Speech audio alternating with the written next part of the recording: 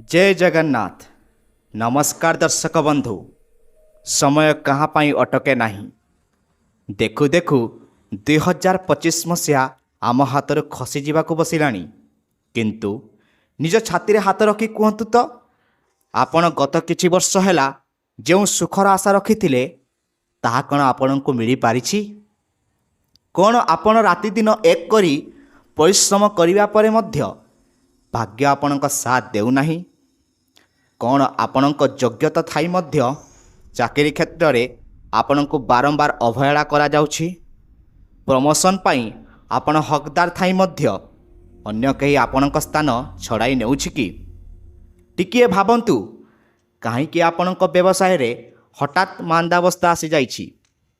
काहेकि घर को पैसा आसुछि सत, किंतु पानी भली बही जाउछि, संचयर नामगंध नाही? कौन आपणक स्वास्थ्य बारंबार बिगड़बारे लगी? डाक्तरखाना रे लक्ष लक्ष टंका खर्च होउछि, किंतु रोगर कारण जड़ा पड़ुना। केवल सेतिकी नुहे, संपर्क कथा टिके भावंतु। काहेकि निजर बोली भाबुथिबा मनुष्य माने आपणक सब विश्वासघातकता करुछंती? काहेकि प्रेम संपर्क रे फाट सृष्टि होउछि, विवाह जग आसी मध्य भांगी जाउछि? काहेकि आपण कौन भावुछंती यह केवल एक संजोग? ना, बिल्कुल नुहे। यह हेउछि ग्रहमानंकर खेल। यह हेउछि समयर चक्र। आउ एही चक्र रे पेशी होई आपण आज हताश होई बसिछंती। आपणक मनरे गोटिए प्रश्न, मोर दिन केबे बदलिबो? केबे मो भाग्यर सूर्य उदय हबो? तेबे दर्शक बंधु, आपणक पई एक बहुत बड़ खुशी खबर अछि। निराशर अंधकार को चिरी आसुछि एक नुआ सकाळ। आसुछि 2026 मसीहा। ज्योतिष शास्त्र अनुसार 2026 कौन साधारण वर्ष नुहे। यह हेउछि महापरिवर्तनर वर्ष। यह हेउछि न्यायर वर्ष। कारण 2026 रे ब्रह्मांडर सबुठारु शक्तिशाली ग्रह न्यायर देवता शनिदेव निजर राशि परिवर्तन करने को जाउछंती। देवगुरु बृहस्पति एक नुआ राजयोग सृष्टि करने को जाउछंती। आउ राहु केतुंकर चाल मध्य बदलिबा को जाउछि। एई महासंयोग किछि राशि को भिकारी राजा बनई देव, आउ किछि राशि को सावधान न रहिले राजारू फकीर करदेव। केउ राशि उपरे बसिब कुबेरंक कृपा? कहार सरकारी चाकरीर स्वप्न पूरण हेब, कहार विदेश यात्रा हेब, एवं कहा उपरे माड़ी बसिब बड़ विपद। जदि आपण जानिबाकु चाहुछंती आपणक राशिर भाग्य कौन लेखा अछि 2026 रे, तेबे आजिर एई वीडियो को भूलले भी स्किप करंतु नाही। कारण एई वीडियो रे कुआ जाइतिबा प्रतिकार एवं मंत्र आपणक आगामी भविष्यत को सुरक्षित करि पारे। तेबे आसंतु खोलिबा भाग्यर सही रहस्यमय पृष्ठा एवं जानिबा 2026 रो महाभविष्यवाणी। दर्शक बंधु, 2026 मसीह ज्योतिष शास्त्र अनुसार एक अद्भुत घटना घटवा जाउछि। वर्षर आरंभरू ही प्रमुख ग्रह मानकर चलन एमिति रहिबो जहाँ गत 30 वर्ष भितर होई नाही। मुख्यतः तीनोटी बड़ ग्रह आपणक जीवन को प्रभावित करिबो। सेही तीनोटी ग्रह हेउछि शनि, बृहस्पति, राहु और केतु। वर्तमान जानिबा शनिदेव। कर्म फलदाता शनि एही वर्ष निजर स्थिति मजबूत करिवे। जो माने सचोटार सहित परिश्रम करुछंती शनिदेव सेमानंकु दुई हाथ रे आशीर्वाद देबे। किंतु जो माने अन्याय पथर अछंती 2026 सेमानंक पई काल साजिबो। एबे जानिबा देवगुरु बृहस्पतिंक विषय रे। बृहस्पति हेउछंती ज्ञान, धन एवं संतानर कारक अटंती। 2026 मध्य भागरे बृहस्पतिंकर राशि परिवर्तन अनेक लोकंकर विवाह एवं भाग्योदय कराइबो। एबे जानिबा राहु और केतु विषय रे। एही दुई छाया ग्रह हठात धन प्राप्ति एवं हठात विपदर कारण साजिबे। दर्शक बंधु, राशिफल आरंभ करने पूर्व वीडियोटी को लाइक एवं सब्सक्राइब कर दियंतु। तेबे आसंतु आउ डेरी न करी गोटिए परे गोटिए राशि विषय रे विस्तृत भाव आलोचना करिबा। आजिर एही वीडियो माध्यम रे आमे जानिबा मेष राशि ठारू कन्या राशि पर्यंत। ଜାତକମାନଙ୍କର ଭାଗ୍ୟଫଳ। ପ୍ରଥମେ ଜାଣିବା ମେଷରାଶି ବିଷୟରେ। ମେଷରାଶି ମେଷରାଶି ଏଥର ଭାଗ୍ୟର ନୂଆ ଅଧ୍ୟାୟ ଖୋଲିବ। ସର୍ବପ୍ରଥମେ ଆସୁଛି ରାଶିଚକ୍ରର ପ୍ରଥମ ରାଶି ମେଷରାଶି। ହେ ମେଷରାଶିର ଦର୍ଶକ ବନ୍ଧୁ, 2026 ଆପଣଙ୍କ ପାଇଁ ଏକ ଗେମ୍ ଚେଞ୍ଜର ସାବ୍ୟସ୍ତ ହେବାକୁ ଯାଉଛି।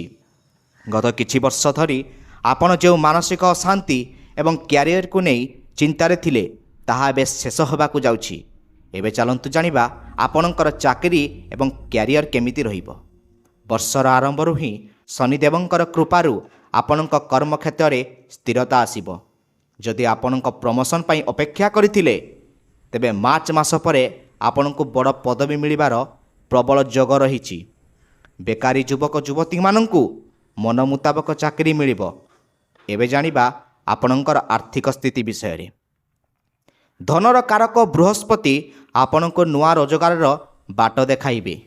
ପୁରୁଣା ବିନିଯୋଗରୁ ଲାଭ ମିଳିବ। ନିଜର ଘର କିମ୍ବା ଗାଡ଼ି କିଣିବାର ସ୍ୱପ୍ନ 2026ରେ ପୂରଣ ହେବ। ଏବେ ଜାଣିବା ଆପଣ କ'ଣ କ'ଣ ସତର୍କତା ଅବଲମ୍ବନ କରିବେ।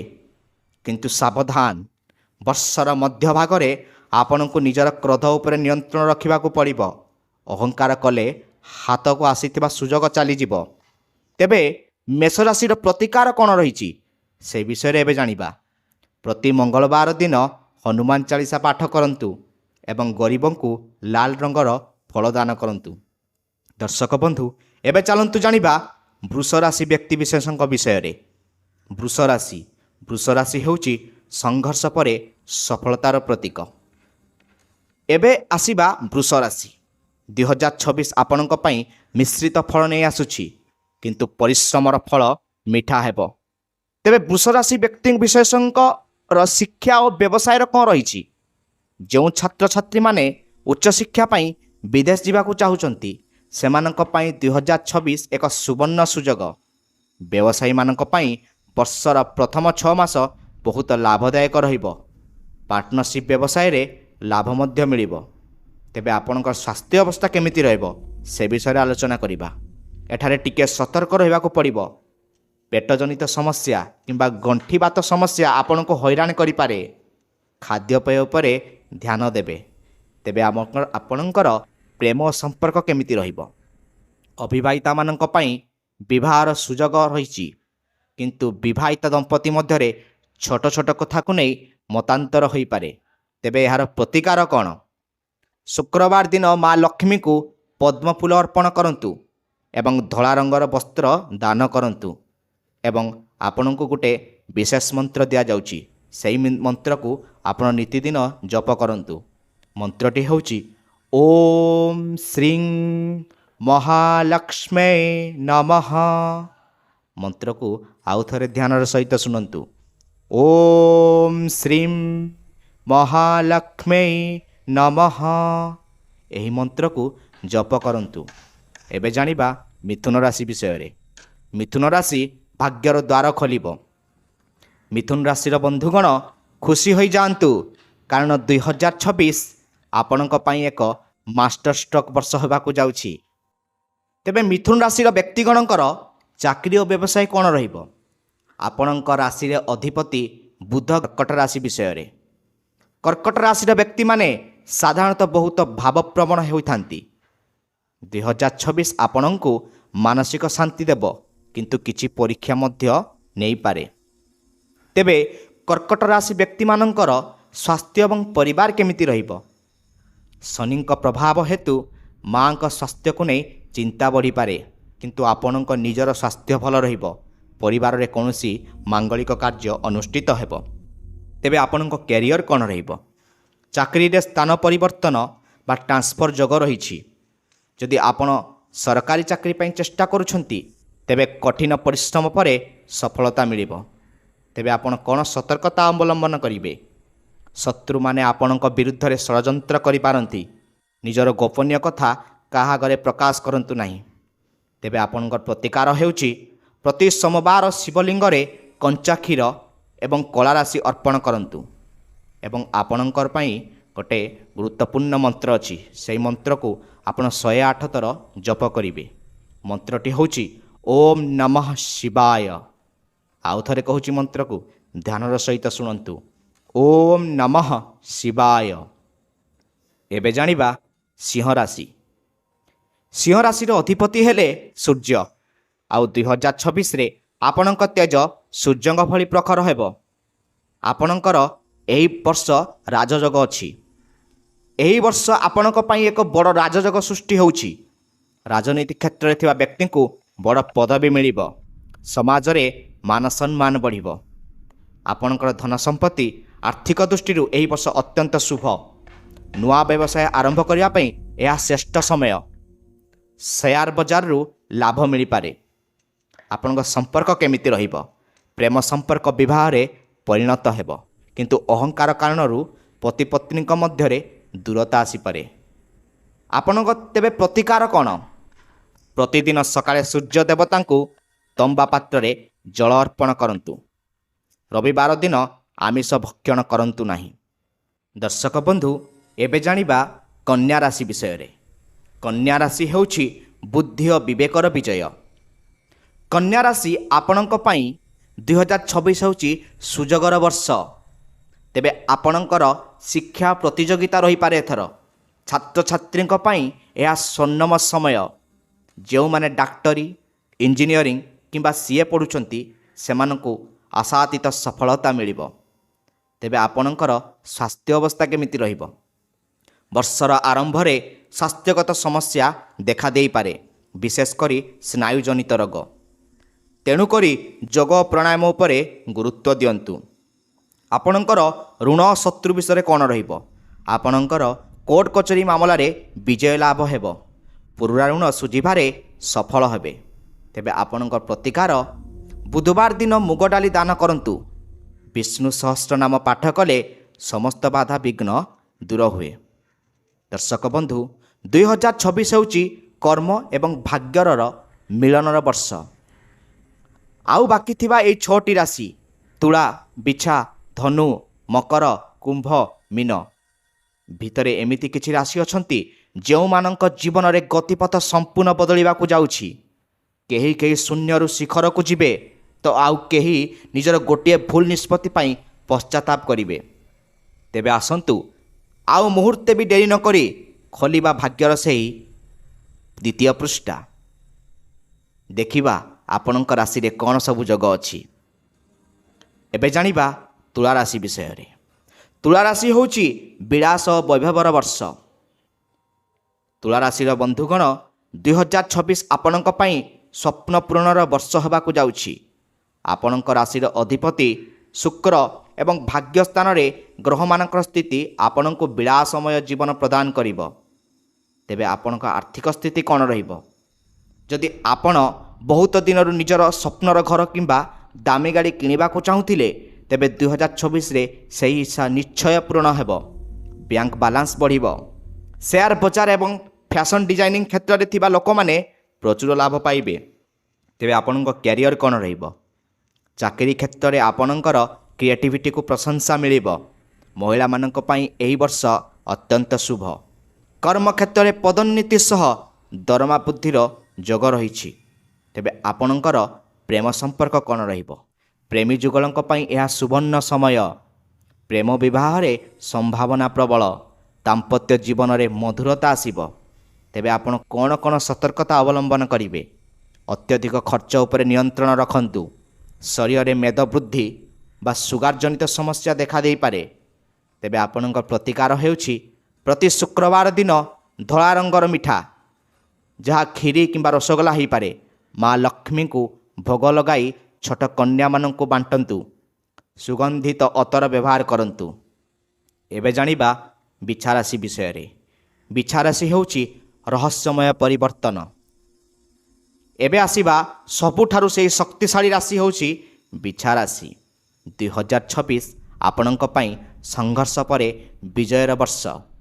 ମଙ୍ଗଳ ଗ୍ରହଙ୍କ ପ୍ରଭାବ ଆପଣଙ୍କ ଭିତରେ ଅଦ୍ଭୁତ ଶକ୍ତି ଭରିଦେବ। ତେବେ ଆପଣଙ୍କ ଚାକିରି ଓ ବ୍ୟବସାୟ କ'ଣ ରହିବ?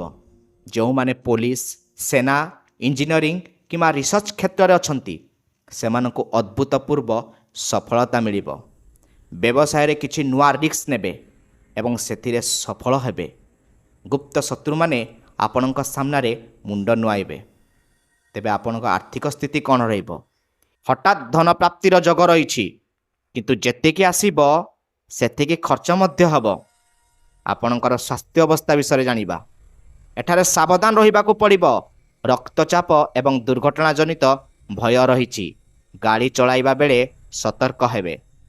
ତେବେ ଆପଣଙ୍କ ପ୍ରତିକାର ହେଉଛି ପ୍ରତି ମଙ୍ଗଳବାର ହନୁମାନ ଚାଳିଶା ପାଠ କରନ୍ତୁ, ଗରିବଙ୍କୁ ରକ୍ତଦାନ କରନ୍ତୁ କିମ୍ବା ନାଲି ବସ୍ତ୍ର ଦାନ କରନ୍ତୁ, ହାତରେ ଏକ ତମ୍ବା ମୁଦି ଧାରଣ କରନ୍ତୁ। ଏବେ ଜାଣିବା ଧନୁରାଶି ବିଷୟରେ। ଧନୁରାଶି ହେଉଛି ଭାଗ୍ୟ ଉଦୟର ବର୍ଷ। ଦର୍ଶକ ବନ୍ଧୁ, ଯଦି କାହାକୁ ପଚରାଯାଏ 2026 ସବୁଠାରୁ ଲକି ରାଶି କିଏ, ତେବେ ତାହା ହେଉଛି ଧନୁରାଶି।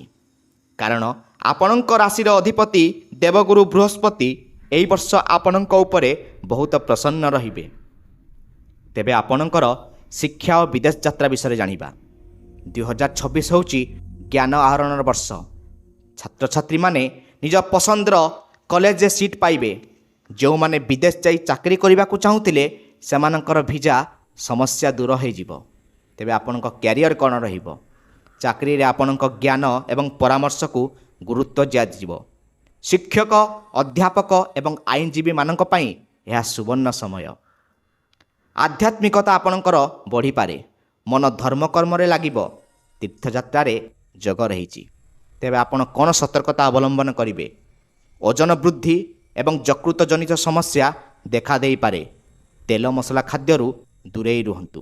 ତେବେ ଆପଣଙ୍କର ପ୍ରତିକାର ହେଉଛି ପ୍ରତି ଗୁରୁବାର କଦଳୀ ଗଛ ମୂଳେ ହଳଦିଆ ପାଣି ଅର୍ପଣ କରନ୍ତୁ। କପାଳରେ କେଶର ଚନ୍ଦନ ଲଗାନ୍ତୁ ଏବଂ ଆପଣଙ୍କ ପାଇଁ ଗୋଟେ ବିଶେଷ ମନ୍ତ୍ର ରହିଛି। ମନ୍ତ୍ରକୁ ଧ୍ୟାନ ସହିତ ଶୁଣନ୍ତୁ। ମନ୍ତ୍ରଟି ହେଉଛି ଓମ୍ ଗ୍ରାମ୍ ଗ୍ରୀମ୍ ଗ୍ରୌମ୍ ସହ ଗୁରବେ ନମଃ। ଆଉ ଥରେ ମନ୍ତ୍ରକୁ କହୁଛି, ମନ୍ତ୍ରକୁ ଧ୍ୟାନର ସହିତ ଶୁଣନ୍ତୁ। ଓମ୍ ଗ୍ରାମ୍ ଗ୍ରୀମ୍ ଗ୍ରୌମ୍ ସହ ଗୁରବେ ନମଃ। ଏବେ ଜାଣିବା ମକର ରାଶି ବିଷୟରେ। ମକର ରାଶି କଠିନ ପରିଶ୍ରମର ଫଳ। ମକର ରାଶିର ବନ୍ଧୁଗଣ, ଆପଣଙ୍କ ରାଶିର ଅଧିପତି ହେଲେ ସ୍ୱୟଂ ଶନିଦେବ। 2026 ଆପଣଙ୍କ ପାଇଁ କର୍ମର ବର୍ଷ। ଆପଣ ଯେତିକି ପରିଶ୍ରମ କରିବେ ତାର 2 ଗୁଣ ଫଳ ପାଇବେ। ତେବେ ଆପଣଙ୍କ କ୍ୟାରିୟର ବ୍ୟବସାୟ କ'ଣ ରହିବ? ବର୍ଷର ଆରମ୍ଭ ଟିକିଏ ମନ୍ଥର ହୋଇପାରେ, କିନ୍ତୁ ମଧ୍ୟଭାଗରୁ ଆପଣଙ୍କ ଗାଡ଼ି ସ୍ପିଡ୍ ଧରିବ। ଯେଉଁମାନେ ଲୁହା, ସିମେଣ୍ଟ କିମ୍ବା କନଷ୍ଟ୍ରକ୍ସନ୍ ବ୍ୟବସାୟରେ ଅଛନ୍ତି ସେମାନେ କୋଟିପତି ହେବାର ସମ୍ଭାବନା ଅଛି। 7.5ର ପ୍ରଭାବ। ଶନିଙ୍କର ପ୍ରଭାବ ଥିବାରୁ ମାନସିକ ଚାପ ରହିବ, କିନ୍ତୁ ଏହା ଆପଣଙ୍କୁ ମଜବୁତ କରିବ। ସମ୍ପତ୍ତି ଜନିତ ବିବାଦରେ ସମାଧାନ ହେବ। ତେବେ ଆପଣଙ୍କ ଆର୍ଥିକ ସ୍ଥିତି କ'ଣ ରହିବ ସେ ବିଷୟରେ ଜାଣିବା। ଧନ ଆସିବ, କିନ୍ତୁ ବିଳମ୍ବରେ। ଧୈର୍ଯ୍ୟ ରଖିବାକୁ ପଡ଼ିବ। ତେବେ ଆପଣଙ୍କ ପ୍ରତିକାର ହେଉଛି ଶନିବାର ଦିନ ଅସ୍ତ ଗଛ ମୂଳେ ସୋରିଷ ତେଲର ଦୀପ ଜାଳନ୍ତୁ କିମ୍ବା କଳା କୁକୁରକୁ ରୁଟି ଖାଇବାକୁ ଦିଅନ୍ତୁ ଏବଂ ଗରିବ ଓ ଅସହାୟ ଲୋକଙ୍କୁ ସାହାଯ୍ୟ କରନ୍ତୁ। ଦର୍ଶକ ବନ୍ଧୁ, ଏବେ ଜାଣିବା କୁମ୍ଭ ରାଶି ବିଷୟରେ। କୁମ୍ଭ ରାଶି ଭାଗ୍ୟର ବାଦଶାହା। କୁମ୍ଭ ରାଶିର ଦର୍ଶକ ବନ୍ଧୁ, 2026 ଆପଣଙ୍କ ପାଇଁ ଏକ ଐତିହାସିକ ବର୍ଷ ହେବାକୁ ଯାଉଛି। ଶନିଦେବ ଆପଣଙ୍କ ରାଶିରେ ଅଧିପତି ହୋଇ ଆପଣଙ୍କ ଉପରେ ବିଶେଷ କୃପା ବର୍ଷାଇବେ। ଏହାକୁ ଆମେ କୁବେର ଯଜ୍ଞ ମଧ୍ୟ କହିପାରିବା। ମହାଧନ ଯୋଗ ଅଛି ଏହି ବର୍ଷ ଆପଣଙ୍କର। ଏହି ବର୍ଷ ଆପଣଙ୍କର ଆର୍ଥିକ ସ୍ଥିତି ଏତେ ମଜବୁତ ହେବ ଯେ ଆପଣ କଳ୍ପନା ମଧ୍ୟ କରିନଥିବେ। ଏକାଧିକ ସୂତ୍ରରୁ ରୋଜଗାର ଆସିବ। ନୂଆ ଷ୍ଟାର୍ଟଅପ୍ ଆରମ୍ଭ କରିବା ପାଇଁ ଏହା ଶ୍ରେଷ୍ଠ ସମୟ। ଆପଣଙ୍କ ଏଥର ସମାଜ ସେବାରେ ମନ ଲାଗିବ। ଆପଣ ସମାଜ କଲ୍ୟାଣ କାର୍ଯ୍ୟରେ ନିଜକୁ ନିୟୋଜିତ କରିବେ ଏବଂ ପ୍ରଚୁର ଖ୍ୟାତି ଅର୍ଜନ କରିବେ। ତେବେ ଆପଣଙ୍କର ସ୍ୱାସ୍ଥ୍ୟ ଅବସ୍ଥା କ'ଣ ରହିବ? ପୁରୁଣା ରୋଗରୁ ମୁକ୍ତି ମିଳିବ। ଶରୀରରେ ନୂଆ ଶକ୍ତି ଅନୁଭବ କରିବେ। ସତର୍କତା ଅବଲମ୍ବନ କରନ୍ତୁ। ସତର୍କତା ହେଉଛି ବନ୍ଧୁବାନ୍ଧବଙ୍କ ସହ ଟଙ୍କା ଲେନଦେନ କରନ୍ତୁ ନାହିଁ, ନଚେତ୍ ସମ୍ପର୍କ ଖରାପ ହୋଇପାରେ। ଆପଣଙ୍କର ପ୍ରତିକାର ହେଉଛି, ଏକ ମନ୍ତ୍ର ଦେଉଛି ଆପଣଙ୍କୁ, ସେହି ମନ୍ତ୍ରକୁ ଧ୍ୟାନର ସହିତ ଶୁଣନ୍ତୁ। ଓମ୍ ଶଂ ଶନୈଶ୍ଚରାୟ ନମଃ। ଆଉ ଥରେ ମନ୍ତ୍ରକୁ କହୁଛି, ଧ୍ୟାନର ସହିତ ଶୁଣନ୍ତୁ। ଓମ୍ ସଂ ଶନୈଶ୍ଚରାୟ ନମଃ। ଏହି ମନ୍ତ୍ର ପ୍ରତିଦିନ 108 ଥର ଜପ କରିବେ। ଅନ୍ଧ ଓ ଦିବ୍ୟାଙ୍ଗ ବ୍ୟକ୍ତିଙ୍କୁ ଭୋଜନ ଦେବେ। ଏବେ ଜାଣିବା ମୀନରାଶି ବିଷୟରେ। ମୀନରାଶି ହେଉଛି ଆଧ୍ୟାତ୍ମିକର ଯାତ୍ରା। ଆପଣଙ୍କ ପାଇଁ ଆତ୍ମ ଅନୁସନ୍ଧାନର ବର୍ଷ। ବିଦେଶ ଓ ବ୍ୟୟ ଆପଣଙ୍କର ଅଧିକ ହୋଇପାରେ। ଏହି ବର୍ଷ ଆପଣଙ୍କର ଖର୍ଚ୍ଚ ବଢ଼ିବ, କିନ୍ତୁ ତାହା ଶୁଭ କାର୍ଯ୍ୟରେ, ଯେମିତି ଘର ତିଆରି, ପିଲାଙ୍କ ପାଠପଢ଼ା କିମ୍ବା ତୀର୍ଥାଟନ ଖର୍ଚ୍ଚ ହୋଇପାରେ। ବିଦେଶରେ ସ୍ଥାୟୀ ଭାବେ ରହିବାର ସୁଯୋଗ ମିଳିପାରେ। ଆପଣଙ୍କ କ୍ୟାରିୟରରେ କ'ଣ ରହିବ? ଚାକିରିରେ ପରିବର୍ତ୍ତନ ଆସିପାରେ। ଯଦି ଆପଣ କଳା, ସାହିତ୍ୟ କିମ୍ବା ସଙ୍ଗୀତ କ୍ଷେତ୍ରରେ ଅଛନ୍ତି, ତେବେ 2026 ଆପଣଙ୍କୁ ପ୍ରସିଦ୍ଧି ଦେବ। ଆପଣଙ୍କର ମାନସିକ ସ୍ଥିତି ବିଷୟରେ ଜାଣିବା। ଟିକିଏ ଏକାକୀପଣ ଅନୁଭବ କରିପାରନ୍ତି। ଧ୍ୟାନ ଓ ଯୋଗ ଆପଣଙ୍କ ପାଇଁ ରାମବାଣ ସଦୃଶ କାମ କରିବ। ଆପଣଙ୍କର ପ୍ରତିକାର ହେଉଛି ପ୍ରତି ଗୁରୁବାର ବିଷ୍ଣୁ ମନ୍ଦିର ଯାଆନ୍ତୁ ଏବଂ ହଳଦିଆ ମିଠା ଭୋଗ ଲଗାନ୍ତୁ।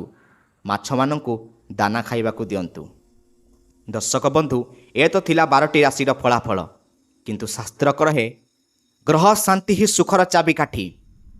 ଆପଣଙ୍କ ରାଶି ଯାହା ବି ହେଉ, 2026କୁ ନିଜ ପାଇଁ ଶୁଭଙ୍କର କରିବାକୁ ହେଲେ ଏହି 3ଟି ମହା ଉପାୟ ନିଶ୍ଚୟ କରନ୍ତୁ। ଏହା ଯେକୌଣସି ବିପଦକୁ ଖଣ୍ଡନ କରିପାରେ। ପ୍ରଥମ ହେଉଛି ସମୟର ପୂଜା। 2026ରେ ଶନିଦେବ ପ୍ରମୁଖ ଭୂମିକା ଗ୍ରହଣ କରୁଥିବାରୁ ସମୟର ମୂଲ୍ୟ ବୁଝନ୍ତୁ। କେବେ ବି ଅଳସୁଆ ହୁଅନ୍ତୁ ନାହିଁ। ପ୍ରତି ଶନିବାର ସନ୍ଧ୍ୟାରେ ଘରର ମୁଖ୍ୟ ଦ୍ୱାରରେ ସୋରିଷ ତେଲର ଦୀପ ଜଳାନ୍ତୁ। ଏହା ଦୁର୍ଭାଗ୍ୟକୁ ଘର ଭିତରକୁ ପଶିବାକୁ ଦିଏ ନାହିଁ। ଦ୍ୱିତୀୟରେ ଜାଣିବା ଅନ୍ନଦାନ। ଦାନେନ ତୁଲ୍ୟ ନିଧି ନାସ୍ତି।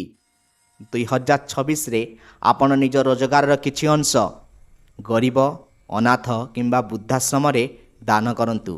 ଯିଏ ଭୋକିଲାକୁ ଅନ୍ନ ଦିଏ, ଶନିଦେବ ତାର ଭଣ୍ଡାର କେବେ ଖାଲି କରନ୍ତି ନାହିଁ। ତୃତୀୟରେ ଜାଣିବା ମହାମନ୍ତ୍ର ବିଷୟରେ। ଏହି ବର୍ଷ ପାଇଁ ସବୁଠାରୁ ଶକ୍ତିଶାଳୀ ମନ୍ତ୍ର ହେଉଛି ମହାମୃତ୍ୟୁଞ୍ଜୟ ମନ୍ତ୍ର। ମହାମୃତ୍ୟୁଞ୍ଜୟ ମନ୍ତ୍ରଟି ହେଉଛି ଓମ୍ ତ୍ରୟମ୍ବକଂ ଯଜାମହେ ସୁଗନ୍ଧି ପୁଷ୍ଟିବର୍ଧନମ୍ ଉର୍ବାରୁକମେବ ବନ୍ଧନାତ୍ ମୃତ୍ୟୁର୍ମୁଖୀ ଅମାମୃତାମ୍। ଆଉ ଥରେ କହୁଛି, ଧ୍ୟାନର ସହିତ ଶୁଣନ୍ତୁ। ଓମ୍ ତ୍ରୟମ୍ବକଂ ଯଜାମହେ ସୁଗନ୍ଧି ପୁଷ୍ଟିବର୍ଧନମ୍ ଉର୍ବାରୁକମେବ ବନ୍ଧନାତ୍ ମୃତ୍ୟୁର୍ମୁଖୀ ଅମାମୃତାମ୍। ପ୍ରତିଦିନ ସକାଳେ ଗାଧୋଇ ସାରି ଏହି ମନ୍ତ୍ରକୁ ମାତ୍ର 11 ଥର ଜପ କରନ୍ତୁ। ଏହା ଆପଣଙ୍କ ଚାରିପାଖରେ ଏକ ସୁରକ୍ଷା କବଚ ତିଆରି କରିବ। ଦର୍ଶକ ବନ୍ଧୁ, ଜ୍ୟୋତିଷ ଶାସ୍ତ୍ର ଆମକୁ କେବଳ ରାସ୍ତା ଦେଖାଏ, କିନ୍ତୁ ସେହି ରାସ୍ତାରେ ଚାଲିବାକୁ ହେବ ଆପଣ ନିଜକୁ। 2026 ଆସୁଛି ଅନେକ ସମ୍ଭାବନା ନେଇ।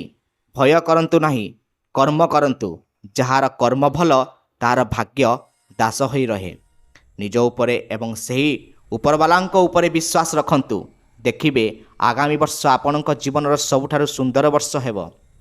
ଯଦି ଆଜିର ଏହି ଭିଡ଼ିଓ ଆପଣଙ୍କ ମନରେ ଟିକିଏ ବି ଆଶାର କିରଣ ଜାଗ୍ରତ କରିପାରିଛି, ତେବେ କମେଣ୍ଟ ବକ୍ସରେ ନିଶ୍ଚୟ ଲେଖନ୍ତୁ ଜୟ ଜଗନ୍ନାଥ କିମ୍ବା ସ୍ୱାଗତମ୍ 2026। ଆପଣଙ୍କର ଗୋଟିଏ ଲାଇକ୍ ଏବଂ ସେୟାର ଆମକୁ ଆହୁରି ଭଲ ଭିଡ଼ିଓ ଆଣିବାକୁ ପ୍ରେରଣା ଯୋଗାଇବ। ପ୍ରଭୁ ଜଗନ୍ନାଥ ଆପଣ ସମସ୍ତଙ୍କର ମଙ୍ଗଳ କରନ୍ତୁ। ସମସ୍ତଙ୍କର ମନସ୍କାମନା ପୂରଣ କରନ୍ତୁ। ଦେଖା ହେବା ପରବର୍ତ୍ତୀ ଭିଡ଼ିଓରେ। ରହୁଛି, ନମସ୍କାର।